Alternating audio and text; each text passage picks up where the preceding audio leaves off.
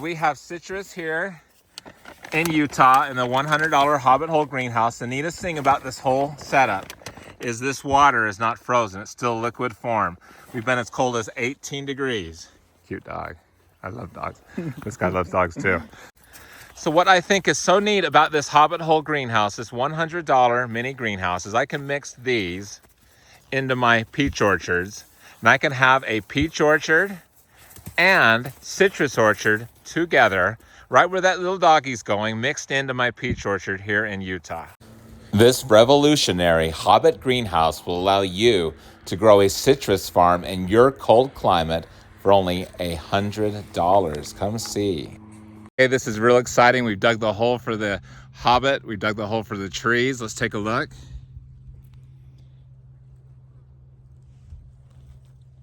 So we can now plant the tree.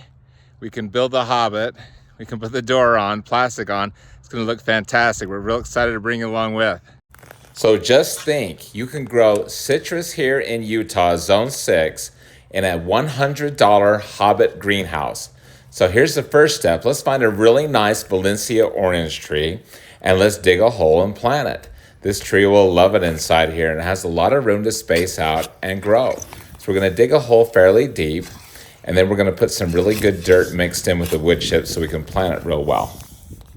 Okay, so as we continue to dig, we get the tree inside and it looks like it's in a nice nifty little home. This is done on the south side of the wood chip wall. We dig the hole right in real deep. As the wood chips decompose, they're going to heat this citrus tree. And this beautiful structure, we're going to call it a Hobbit greenhouse. So the next step that we need to do is we need to get a wood door frame around it and build that. So a couple other things we're going to do with this Hobbit is we're going to put a tomato cage, another one on the side of this.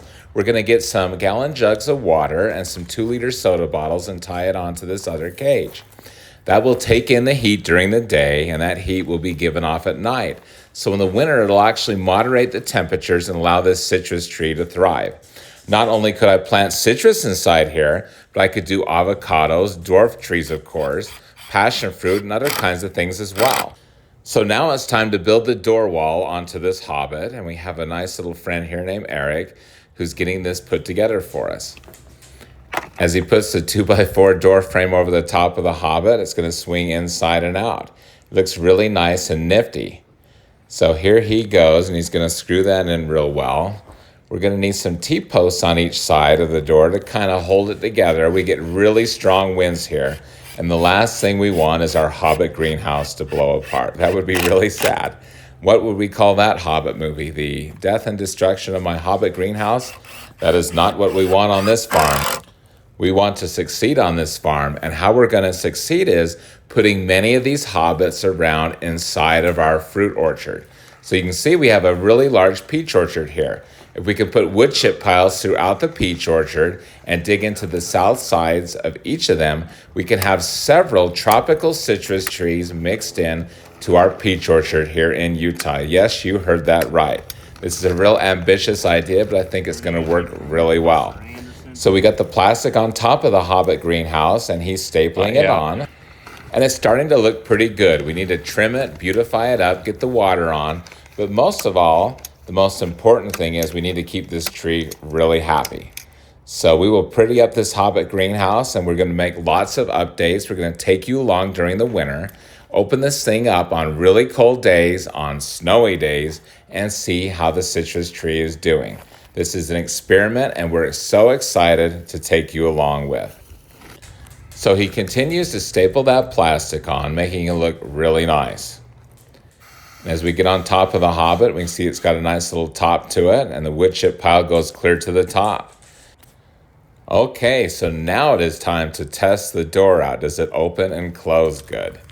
Well, here it is. We have it propped open real nice, and we have the cage over it. We still need to get the water jugs on, so we're going to provide lots of updates on this, as you're going to see in additional videos. So the door swings really good inside and out, and take a look at our other compost heated greenhouse, real beautiful. And so you can see the door right there, and it does swing inside and out real nice. And some more kind of still photos of my friend Eric here working on it. It looks really good, and his finishing touches on it. So the door swings really well, opens and closes. Right now we're going to leave it open because it's still really hot here in Utah in October. But eventually it's going to cool down, so we'll kind of just open it a little when it cools down and close it all the way for winter. Okay, so it's now all built. We have 2 of these on the property, many more to come. We take a look at it, the wood chips are heating up. So inside we put these recycled gallon jugs of water in. They take in the heat during the day and give it off at night. We're gonna put these right next to the citrus trees. Now, as we look at this citrus tree really close, we have a green orange on it. We're gonna keep an eye on that during the winter and see how it goes. So we'll pull the camera out and take a look at all the water jugs we've had tied on. This is gonna moderate it. The wood chips are gonna give off heat, and here comes winter. Here is Mary, Tony, and Tank, who's a puppy. Tank! They wanted to come see our $100 Hobbit Hole greenhouse, our mini Hobbit Hole greenhouse. It is now January the 6th. So these things have snow around them now. Let's go over here and let's see how they're working out for us. It's been pretty cold lately and we have snow now. And so we're gonna open this thing up and bring you along with. All right, guys. The grand finale of our video. Open sesame. Are these trees still alive?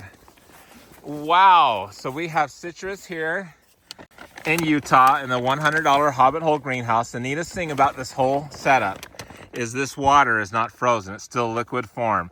We've been as cold as 18 degrees. Cute dog. I love dogs. This guy loves dogs too. Anyway, we've been as cold as 18 degrees in this $100 Hobbit Hole greenhouse. What do you think? Is it working good? I think so. So he could actually do this. He lives up near Logan, Beaver Dam, which is in Box Elder County. He could do this there, and for $100, he could plant his citrus cuttings I gave him and do this. Let's take a look at his citrus cuttings. So this gentleman likes to make snowballs with his cute little dog. This is his sister. So what I think is so neat about this Hobbit Hole greenhouse, this $100 mini greenhouse, is I can mix these into my peach orchards, and I can have a peach orchard and citrus orchard together, right where that little doggie's going, mixed into my peach orchard here in Utah. What do you guys think? It's wonderful. Is that cool? That's exciting. I think it's way exciting. I'm excited to bring you guys along with. So our next part of our video is this gentleman is going to tell us how to start pistachios. This is our bonus feature. It'll start in 5 seconds. Okay, so this gentleman came out to get some cuttings for his experiments. He's a mad scientist like me. How are we going to go about this with these beautiful citrus cuttings? Well, right now we just get a good variety. And I definitely need some education.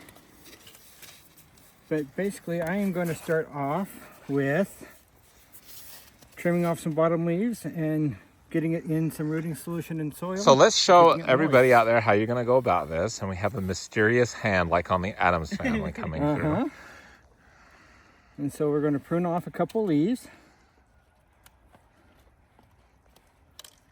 And if this is the right type of plant, I need to do some research. But if this is like my elderberries. Now, when you do cuttings, be careful because sometimes you cut the fruit off and you're kind of clumsy, like me. Yours truly. All right, here this guy goes again. So if this is like the elderberries, these leaf nodes here will go ahead and sprout out roots, and they'll start supporting these leaves. If the leaves die back, I might cut them in half also, just so there's just a little bit of support instead of supporting that entire leaf from practically no root and a little bit of water in the bottom. It's just supporting a little bit there so it can still give nutrients back to the roots and soil system. So this gentleman is even more bad scientist than I am. He's got a cute puppy. Look how well behaved this puppy is. He is going to tell us how to start pistachio seeds. He gave me some and he is an expert in this. Let's see what he does. Okay. So here's the pistachios. I picked these from a tree in Cache Valley up near Utah State. Okay. And so basically we take the shell. These are closed shell pistachios, so they're a little bit more work to open. So if we open these up, we got that seed on the inside. And by keeping that moist in the fridge for about a week, it sprouted for me, and it only took 11 days out of the fridge in the soil for it to get the sprout out of the soil. How tall are these trees now inside your house? The trees inside of the house, I planted them in... Look at this. Yep, I planted them in October. They're about 12, 15 inches tall. Wow. Already. So how hard are your pistachio trees? They can have a taproot of 20 to 30 feet down in the dirt. I believe they're more of a desert tree. And so they're very, very resilient. All right. So there you guys go. Our Hobbit hole greenhouses, pistachio starting, and cute dog, of course. And good little puppies. Chad loves dogs. And citrus cuttings. Doesn't that look like fun, folks? We'll see you on our next video. Okay, so Tony gets home. He puts these citrus trees in their little pots, fig trees as well, and he's ready to propagate and get new trees. Take a look at his setup. It's really awesome, right near Logan, Utah. Thanks so much for watching.